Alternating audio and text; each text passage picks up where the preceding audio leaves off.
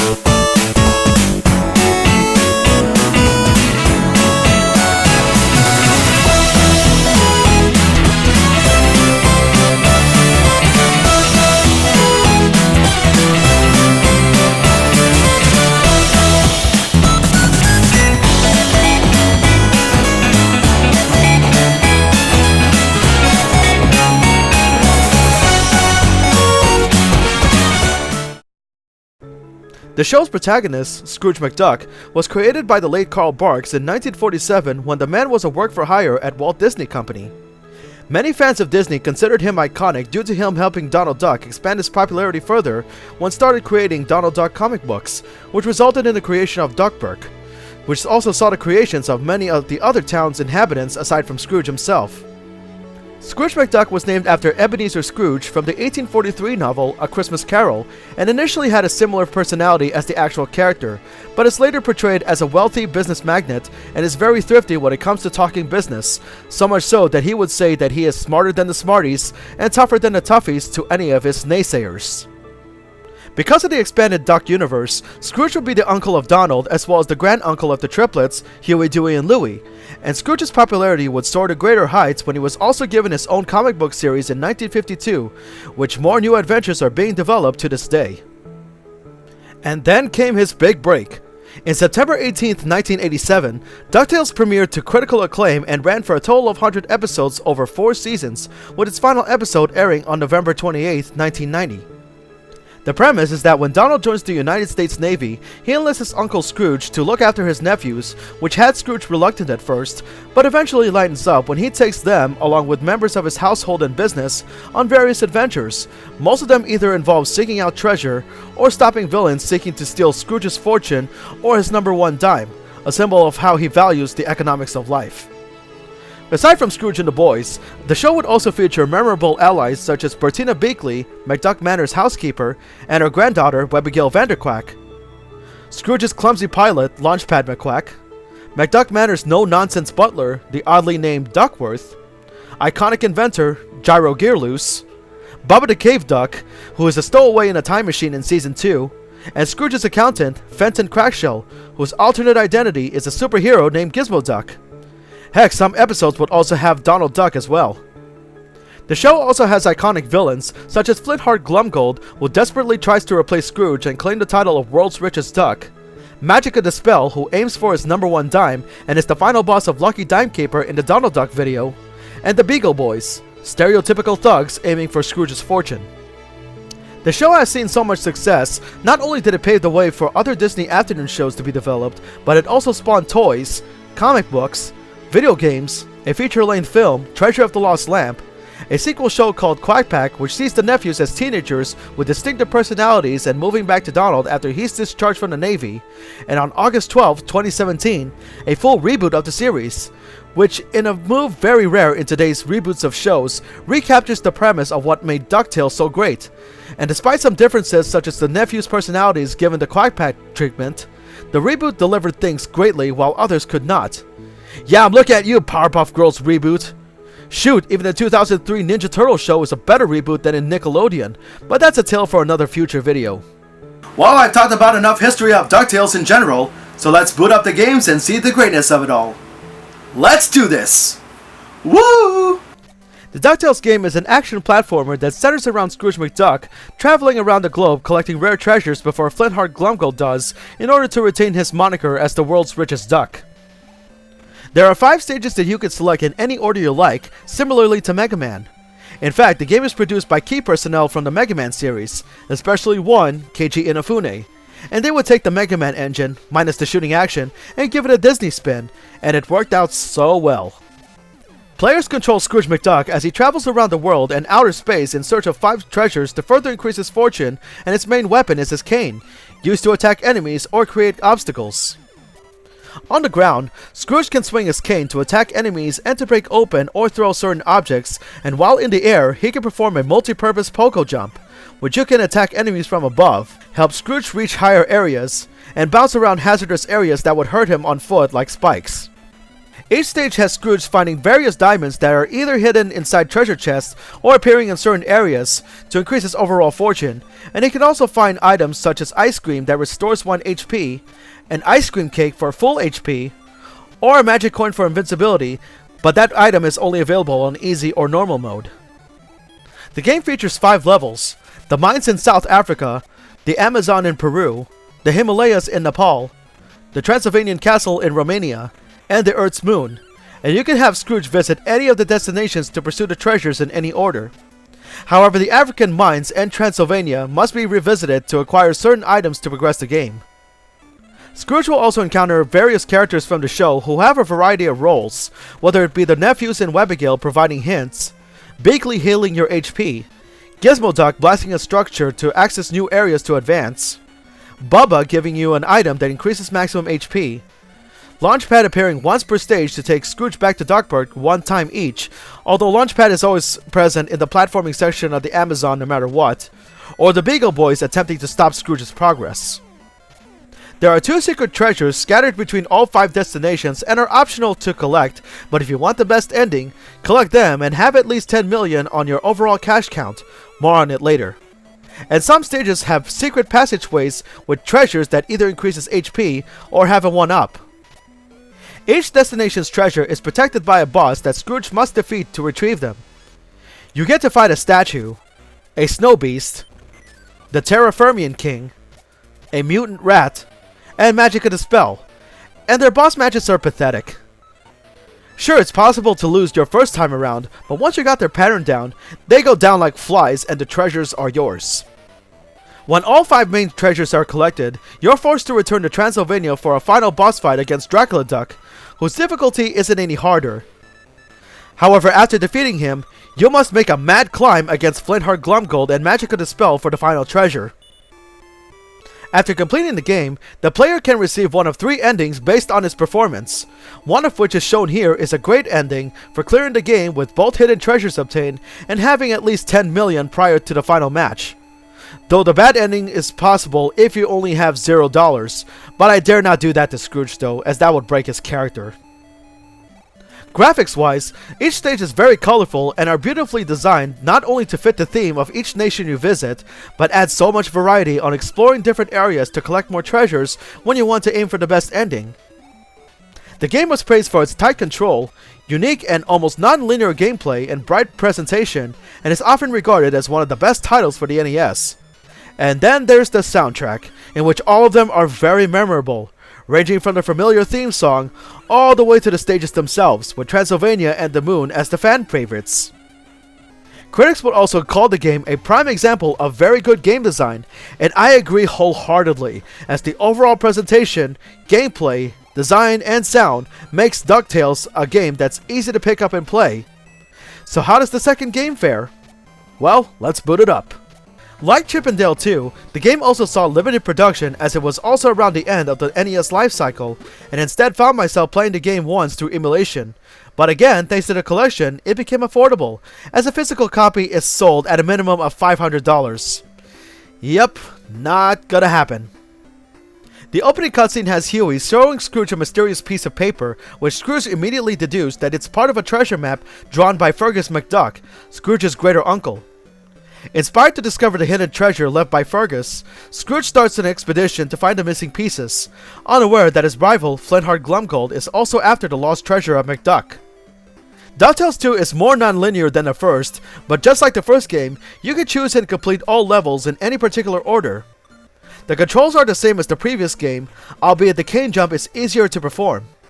Scrooge can now use his cane to interact with various objects, such as pulling levers, firing cannons, and use springy flowers to cross large gaps. Other new mechanics include hooks that Scrooge can hang on from, and rafts that can move Scrooge across water. In contrast to the first game, players can replay a completed level to collect more money and items. In addition, upgrades for Scrooge's cane can be obtained from Gyro Gearloose to grant the player access to new and hidden areas in each level. When a level is completed, or if you're withdrawn from a stage via help from Launchpad, the player can visit a store to buy recovery items, extra lives, and other items such as a safe, which helps you retain any and all money you've collected upon death, and is automatically used once per stage and has to be bought again to be usable. A continue globe, or if you're going for the best ending, you can buy a piece of the treasure map using any money Scrooge has collected. Keep in mind that the treasure map won't always show up in the store the first time around, and you either have to complete the stage or escape the stage until it appears. It's even made easier, at least I think so in the easy and normal settings, that Launchpad's help can be used infinitely instead of once per stage like the first game, making grinding for cash and items a lot easier. Scrooge travels to 5 different locations. I made him first start off in Niagara Falls, followed by a pirate ship in the Bermuda Triangle. Next is the lost continent of Mu, the pyramids of Egypt, and finally a castle in Scotland. Each area has its own unique treasure that is guarded by a boss, but just like the first game, they're also pathetic to fight, with the exception of the Duck Golem in Mu, in which you have to force him to spawn blocks, perform a golf swing, and hit its core after that. In addition to the hidden stage treasures and boss treasures, each stage has a piece of the map that is hidden in a treasure chest. You don't need to get all the map pieces to complete the game, but collecting all of them opens up an optional 6th stage, the Underground Passage in Scotland, in which the lost treasure of McDuck can be found. Again, be sure you bought the map piece in the store, and hopefully you collected the other pieces before even defeating your 5th boss. As you noticed, the game doesn't have a time limit as each stage is very labyrinthine in design, so you'll do so much exploration if you're planning on getting all the map pieces in the game. But if you're planning the game blindly, like I have the first time around, it's better if you consult a guide in GameFAQs for the locations of the map pieces or Gyro's upgrades. It's also worth noting that the Nephews and Webigail provide better clues for you to follow more so than the last game. After all 5 main stages and optionally the underground are cleared, Webigail is kidnapped by Glumgold and held for ransom on the pirate ship in the Bermuda Triangle that suddenly surfaced. Scrooge arrives and gives Glumgold the treasures, only to discover that this Glumgold is actually a shape-shifting robot called the D-1000, a parody of the T-1000 from Terminator 2, programmed to destroy him, but like any other boss, he also makes this match very anticlimactic. With victory going to Scrooge, Glumgold off-screen sinks the ship and tries to take Scrooge and the treasures with it. Scrooge and Webigail escape the ship, but the treasures go down with the vessel. One of 2 endings will then occur. The primary ending has Scrooge admitting that despite losing the treasures, at least he and his family are safe, and that's what truly matters to him. However, it turns out that Launchpad was able to recover the treasures in time, just moments after Scrooge and Webigail escaped. The secondary ending that follows depends on whether or not you got all the map pieces and got the lost treasure before completing the 5 prior stages, which I actually did so, and Scrooge reveals that he hid it from Glumgold by putting it under his hat, ending DuckTales 2. Much like the first game, the graphics are designed nicely, again fitting the theme of the nation visited, and the stages provide a variety of ways to explore for hidden items, and you can take as much time as you want due to no time limit. It's also worth noting that the controls are more improved, and with Scrooge being more floaty in this game, you can be more precise with platforming. So if you haven't played these two games yet, the Disney After You collection has got you covered. Oh, but we have one more game to cover. In August 13, 2013, DuckTales Remastered was released to the masses in the 6th generation consoles. It was first announced in PAX East 2013 to massive fanfare, even though full development started in late 2011 with Way Forward of Shantae fame taking the helm, but once the date is set and saw the preview, I was feeling very nostalgic after playing the NES games that I must get the game. Needless to say, I did the right thing. DuckTales Remastered is a remake of the first game that is featured in a 2.5D presentation with 2D hand-drawn character sprites and 3D modeled levels. Like the original version, the game focuses on Scrooge McDuck traveling across the world in search of 5 treasures to further increase his fortune. The game features vast enhancements to the original graphics and audio, an expanded storyline further explaining his reasons for collecting the treasures in the first place, 2 new original stages, a full voice cast that includes the original animated series' then surviving voice actors, and new voice actors to fill the roles of those that have passed on. The gameplay of Remastered remains identical to the original DuckTales game, but follows some of the formula from DuckTales 2 in that you don't have a time limit, giving you the chance to explore the stages to your heart's content. Some gameplay tweaks are introduced, such as a map screen on easier difficulties and an easier pogo jump, which can be toggled on and off. However, each stage now has Scrooge forced to complete new objectives by collecting certain items or triggering certain obstacles in order to complete the stage. All of the bosses from the first game return, and while they're not that hard to defeat, they all have new patterns that first-timers can be caught off guard, and some stages would have mid-boss fights. As for the overall plot, it captures the essence of a good DuckTales episode. The Beagle Boys attempt another raid on Scrooge's money bin, with Baggy, Burger, and Bouncer Beagle capturing the nephews. Scrooge and Duckworth made a mad dash to the scene of the crime to stop the Beagle Boys. It's there that you start the game off in Scrooge's money bin, serving as the game's tutorial level to get used to the game's mechanics as well as rescuing the nephews along the way. In Scrooge's office, he corners big time, but not before donning a military helmet to protect his head. It's then that Duckworth shows up for the boss fight, and this is where boss fights differ from the NES days. In this match, you need to golf swing an item onto a safe that Duckworth summons in order to stun Big Time and strike his head. After the match, Big Time and his crew withdraw for now while Scrooge investigates the painting Big Time was after. A map showing 5 different treasures was revealed, and it's on for Scrooge to go on the quest for the treasures, but I'll leave it up to you to play the game for the full story. The way I see it, DuckTales Remastered is basically a love letter to those that watched the show in the 90s, as well as fans of the NES game, and rightfully so. This game offers the right amount of challenge, the designs are created so well to make it look like the actual TV show, and the 3D graphics, shading, and presentation of the stages are very beautiful to look at, and just like Marvel vs. Capcom 2 or BlazBlue, seeing 2D sprites go with 3D backgrounds is still a sight to behold. There's also no denying of how very smooth the controls are, as it was the controls from DuckTales 2 that was implemented into the game, and it feels so good. The soundtrack on the NES game is so memorable, its modern rendition is just as great, with Transylvania sounding dubstep-ish, though done nicely, and the moon level still rocking as if it was still the 90s. And then there's the voice acting. It's great to hear most of the past voice actors reprising their roles, such as the legendary Alan Young in his final role as Scrooge before his passing in 2015, and Magica the Spell, voiced by another legend, June Foray, until her passing this past year. The nephews, Webigail, Bubba, Launchpad, and the Beagle Boys also retain their original voices, while Beakley, Duckworth, Gizmo Duck, Gyro, and Glumgold have new voices that are actually really good. Though I wonder why they don't move their mouths at all, as if they are a ventriloquist or something. It's also worth noting that in the rebooted show, the 10th Doctor himself, David Tennant, does a phenomenal job of succeeding Alan Young as the voice of Scrooge McDuck. And should he ever show up in Kingdom Hearts 3, it'll be great to hear the Doctor reprise his role. If that happens, or if Scrooge shows up at all, that is. In my opinion, the DuckTales games age very well and still very thrilling classics to this day. My final score for all 3 games will be a 9. The gameplay may be simple, but the games sure provide just the right amount of challenge that can get gamers coming back to it more, and with the Mega Man style gameplay, it feels great to relive the nostalgic moments that made Disney games back in the 90s so much fun to play. There's no denying how popular DuckTales is even to this day, especially with the reboot.